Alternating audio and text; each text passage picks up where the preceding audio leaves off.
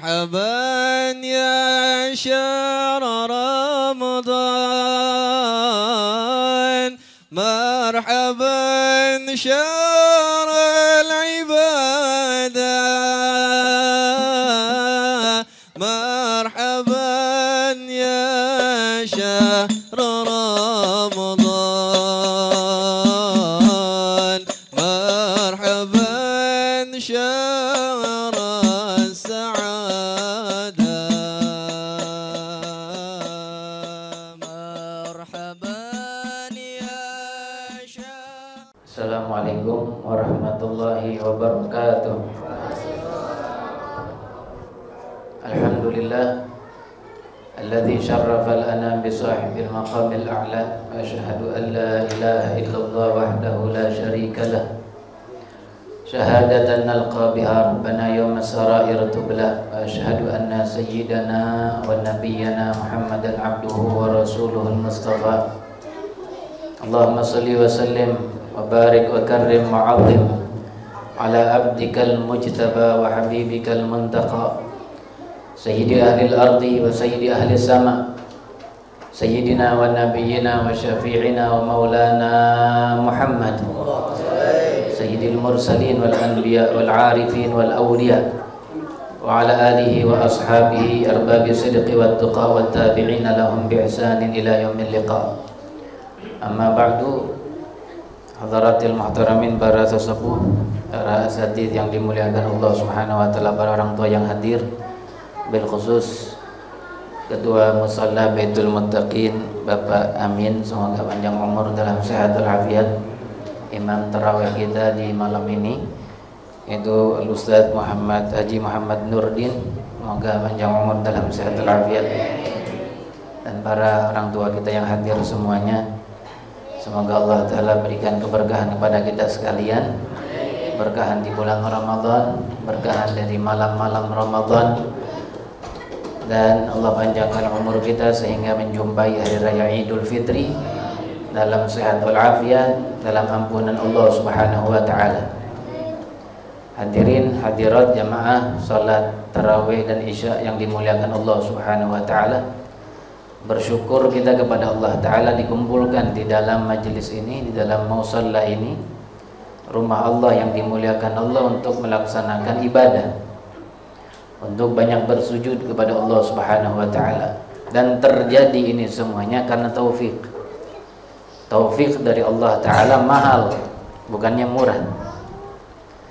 Karena mahalnya Allah cuma sebutkan sekali dalam Al-Quran. Nabi Allah Musa disebutkan oleh Allah Subhanahu wa taala sering kali dalam Al-Qur'an. Tapi taufik hanya Allah sebutkan dalam Al-Qur'an, dalam firman-Nya, "Wa ma taufiqi illa billah." Dan tidaklah taufik aku itu melainkan dengan kekuatan Allah Subhanahu wa taala. Dengan taufik kita bisa salat tarawih. Dengan taufik kita bisa melaksanakan puasa Ramadan. Dengan taufik kita bisa melaksanakan seluruh kewajiban yang Allah wajibkan kepada kita sekalian. Ulama mengatakan dalam definisi taufik itu, taufik adalah khalqu qudratil ta'ati fil abdi. Allah ciptakan kemampuan untuk taat dan ibadah kepada Allah Subhanahu wa taala dalam diri seorang hambanya. Kemampuan itu diciptakan Allah dalam diri kita sehingga kita bisa sholat isya. Kemampuan itu dan kekuatan itu Allah ciptakan dalam diri kita sehingga kita bisa sholat tarawih, sehingga kita bisa puasa di bulan Ramadan, dan seterusnya. Lawanan daripada taufik, kata ulama, dibahas dalam ilmu fiqih, disebut dengan khudlan. Khudlan artinya sebaliknya. Allah ciptakan kekuatan di dalam diri seorang hamba untuk maksiat kepada Allah Subhanahu wa taala. Maka segala perbuatan yang kita kerjakan ini semuanya ciptaan Allah. Baik itu yang ibadah, bahkan yang sebaliknya. Seseorang yang berdosa ketika bermaksiat, maksiatnya Allah Ta'ala yang ciptakan dan perbuatannya Allah yang ciptakan. Allah berfirman dalam Al-Quran, wallahu khalaqakum wa ma ta'malun. Allah yang menciptakan kalian. Lalu apalagi yang diciptakan Allah Ta'ala? Wa ma ta'malun, dan Allah yang menciptakan apa yang kalian amalkan, apa yang kalian kerjakan. Hanya di dalam diri seorang ini ada yang disebut dengan kasab atau usaha. Dalam akidah Ahlussunnah wal Jamaah, dengan usaha ini seseorang dapat pahala, atau dengan sebab usahanya seseorang dapat siksa dari Allah Ta'ala dan dosa. Di dalam ayat yang begitu masyhur Allah firmankan, laha ma kasabat wa 'alaiha maktasabat. Laha ma kasabat, untuknya atau pahalanya didapat untuknya atas apa yang dia lakukan dan diusahakan. Wa 'alaiha ma kasabat, dan siksaan akan ditimpakan padanya atas apa yang dikerjakan berupa maksiat. Kita kan nggak dipaksa oleh setan bahkan untuk berbuat maksiat. Setan hanya cuma bikin was-was doang dalam hati, cuma bisik-bisikin doang di dalam hati kita, cuma ngerayu doang di dalam hati kita. Setan dan iblis, bagaimanapun banyaknya itu setan dan iblis, nggak bisa dipaksakan kita ayo berbuat dosa, mabok-mabokan atau berbuat zina, nggak bisa dipaksakan kita. Dia cuma kasih kita bisik-bisikan. Sebab itu dalam surat An-Nas kita selalu baca itu, surat An-Nas, alladzi waswisu fi sudurin nas, yang membisik-bisikan di dalam dada manusia. Dan disebut ini iblis khannas di dalam surat An-Nas, alladzi waswisu fi sudurin nas. Sebelumnya ada dalam ayat An-Nas, a'udzu birabbin nas, malikin nas, ilahin nas, min syarril waswasil khannas. Dari bisikan khannas, itu setan ini yang membisikkan manusia kejahatan dalam diri manusia. Alladzi waswisu fi sudurin nas minal jinnati wan nas, daripada kalangan jin dan manusia rupanya, yang membisik-bisikan dan merayu-rayu kita dalam berbuat maksiat. Bukan cuma setan berbentuk jin, tapi juga setan berbentuk manusia. Dua-duanya sama. Kita berlindung kepada Allah Subhanahu wa Ta'ala dari dua kelompok itu. Tapi biarpun mereka itu begitu, nggak bisa mereka memaksakan kita untuk berbuat maksiat. Pilihan ada pada setiap manusia. Ketika setan merayu seseorang untuk berbuat zina, tergantung dia mau ikutin mau kagak. Kalau dia ikutin, dia sengsara dan dia dapat dosa, celaka di akhirat.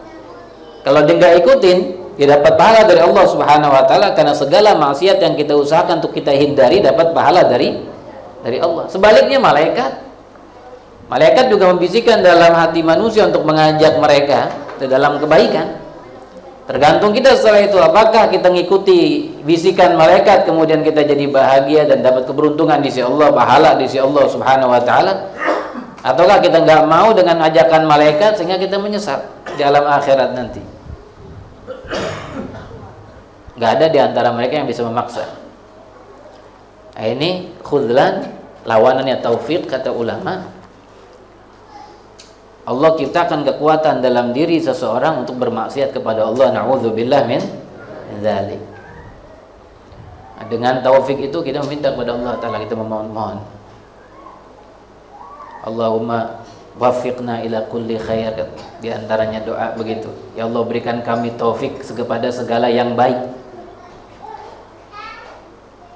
Jika kita pahami demikian, semua yang kita kerjakan dari taufik ini, dari ibadah-ibadah ini dengan berkat taufik Allah Ta'ala, semua berasal dari Allah, hilang semuanya segala penyakit hati. Kalaupun kita bisa sholat 20 rakaat, gak bisa kita bangga dengan sholat kita ini. Kenapa? Karena kalau nggak datang taufik dari Allah, kalau nggak diberikan kekuatan oleh Allah, nggak bakalan kita bisa sholat 20 rakaat. Mungkin seperti sebagian orang duduk di depan TV di rumah mereka, nggak mau sholat taraweh. Kenapa? Karena nggak dapat taufik. Kita dapat taufik, alhamdulillah. Tapi ketika kita sadar taufik dari Allah dan kekuatan ini dari Allah, maka nggak bisa kita berujub dan berbangga diri. terhindar dari penyakit yang sangat membahayakan seseorang kalau ada dalam hatinya, itu ujub, berbangga, dan semua dengan sebab penyakit itu pahala hilang. Begitupun dengan demikian kita nggak bisa membuat riya, memamerkan apa yang kita kerjakan kepada orang lain. Tidak bermaksud Allah Subhanahu wa taala, tapi kita tujukan dengan ibadah kita orang lain. Karena kita paham betul, kita sadari betul ini semuanya dari Allah dan akan kembali kepada Allah. Terlepas dari riya, terlepas dari penyakit memamerkan diri kepada orang lain dalam ibadah-ibadah.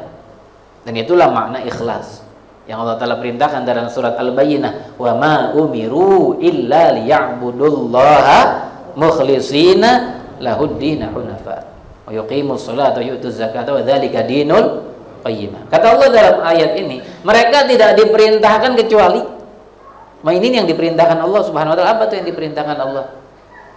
Ama umir illa liya'budullaha mukhlisin, agar mereka menyembah Allah Subhanahu wa taala dalam keadaan ikhlas lillahi ta'ala. Pangkalnya, dasarnya dari mana itu mendapatkan ikhlas? Terhindar dari riya, terhindar dari bangga diri atau disebut dengan ujub. Berasal dari kesadaran dan pemahaman kita yang begitu sangat kita pegang dalam hati, bahwa segalanya yang kita kerjakan berupa kebaikan ini berasal dari Allah. Udah kita pahami, itu udah hilang segala riya, hilang segala ujub, karena kita terbukti nggak punya apa-apaan. Kita kan bisa ibadah begini karena kita sehat. Kita bisa ibadah begini karena kita dapat kesempatan waktu dari Allah. Kalau saatnya kita disibukkan aja sama Allah Ta'ala dengan pekerjaan yang lain, nggak sempat kita untuk hadir di musola untuk sholat. Kalau aja kita diberi sakit oleh Allah Subhanahu wa Ta'ala, belum tentu kita bisa hadir di dalam musola untuk sholat. Karena kita diberikan itu semuanya. Itu kan modal kita di dalam ibadah ini. Dan modal itu kita dapat dari mana? Dari Allah. Semuanya kembali kepada Allah. Dari Allah dan kembali kepada Allah. Nggak ada yang punya apa-apaan gitu. Begitu rahasia ilmu para sholihin, sehingga ibadah mereka sempurna, ibadah mereka suci dan bersih dari segala yang menjatuhkan dan menggugurkan pahala. Hadirin hadirat jamaah salat tarawih yang dimuliakan Allah Subhanahu wa taala. Satu hal yang ingin saya singgung juga dalam pertemuan yang berbahagia ini, saya senang hadir di sini bisa silaturahim dengan para orang tua kita, guru-guru kita yang hadir, asatidz yang hadir, dengan jamaah semuanya. Ingin saya bahas satu hadis di mana Rasul sallallahu alaihi wasallam memberikan satu, bisa dikatakan ancaman kepada orang yang enggak puasa Ramadan tanpa uzur. Kalau perempuan dia kan sebulan kadang datang haid yang masih mengeluarkan darah haid, sebulan sekali biasanya datang haid. Kalau dia nggak puasa di bulan Ramadan, bisa jadi ada uzurnya karena kedatangan haid, menstruasi, atau mungkin habis melahirkan, lama lagi nifasnya malah. Kalau menstruasi mungkin ada yang 5 hari, ada yang 8 hari, ada yang kurang dari itu, ada yang lebih dari itu. Tapi kalau dan masalah nifas, ini bisa sebulan penuh seorang nggak puasa di bulan Ramadan. Maksimal nifas kata ulama 60 hari. Darah yang keluar setelah melahirkan anak itu disebut dengan darah nifas, paling banyak 60 hari, umumnya 40 hari.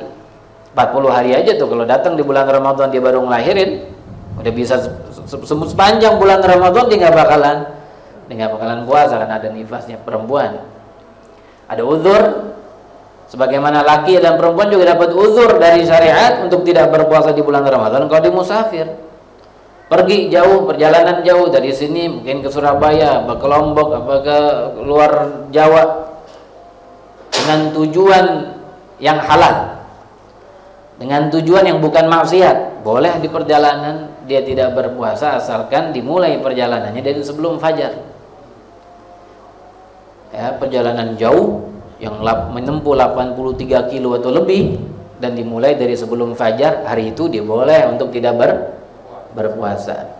Tapi kalau mulainya dari sudah subuh jam 7 baru berangkat, hari itu masih wajib puasa. Kalau di hari keesokannya masih dalam perjalanan, baru besok boleh nggak nggak berpuasa. Itu uzur semuanya yang membolehkan seorang kita nggak berpuasa dalam puasa Ramadan ini. Tapi kalau ada orang tidak berpuasa di bulan Ramadan tanpa ada uzur, Rasul bersabda dalam hadis. Dan beliau ini memberikan sedikit tekanan dalam hadis ini karena cintanya beliau kepada kita. Beliau pengen kita dapat keberuntungan semuanya. Jangan sampai segala kebaikan yang di bulan Ramadan ini luput dari salah seorang umatnya. Kata Rasul dalam hadis, "Man aftara yauman min Ramadan min ghairi rukhsatin wala marad lam yaqdi anhu siyamud dahri kullih wa in shoma." Kata Rasul dalam hadis ini, barang siapa yang berbuka puasa dengan puasa di bulan Ramadan sehari aja, jangan 2 hari 3 hari, sehari aja, nggak berpuasa di bulan Ramadan sehari, nggak bisa, tanpa uzur, tanpa karena sebab musafir atau karena sebab uzur yang lain, kata Rasul nggak bisa itu sehari dibayar oleh dia walaupun berpuasa setahun penuh. Walaupun dia berpuasa setahun penuh, itu sehari nggak bisa dibayar, nggak bisa kekejar. Ulama fikih berbicara tentang hadis ini. Maknanya begini: kalau ada seorang sengaja nggak berpuasa tanpa uzur di bulan Ramadan sehari, ya gantinya sehari juga di luar bulan Ramadan. Cuma keutamaan dan kemuliaan dan kelebihan dan keistimewaan yang didapatkan oleh seorang yang berpuasa di bulan Ramadan nggak didapatkan oleh dia ini ketika diganti itu hari di luar di lain bulan Ramadan. Karena kemuliaan hari Ramadannya. Ketika seorang berpuasa di bulan Ramadan, segala anugerah dari Allah Ta'ala macam-macam banyak. Nafasnya tasbih. Nafasnya dihitung tasbih di dalam puasa bulan Ramadan.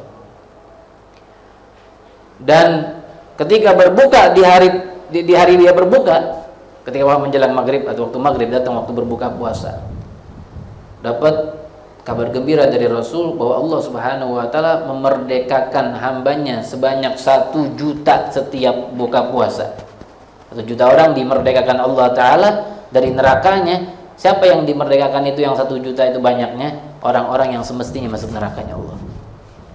Karena dipuasa di bulan Ramadan itu Allah Maha tahu siapa-siapa yang bakalan masuk neraka. Tapi karena orang ini berpuasa di bulan Ramadan sampai maghrib, lalu berbuka, Allah terima puasanya, maka dihapus itu nama orang yang mestinya masuk neraka dan diampuni oleh Allah Ta'ala dosanya. Ini nggak ada di luar bulan Ramadan. Ini satu dari keberuntungan yang begitu banyak. Makanya kalau ada orang yang nggak berpuasa di bulan Ramadan sengaja tanpa uzur, nggak bisa, kata Rasul, diganti itu puasa dengan puasa setahun penuh. Karena fadilahnya nggak bisa didapat di luar bulan Ramadan. Itu ancaman pertama. Ancaman yang kedua itu di dunia, itu di akhirat.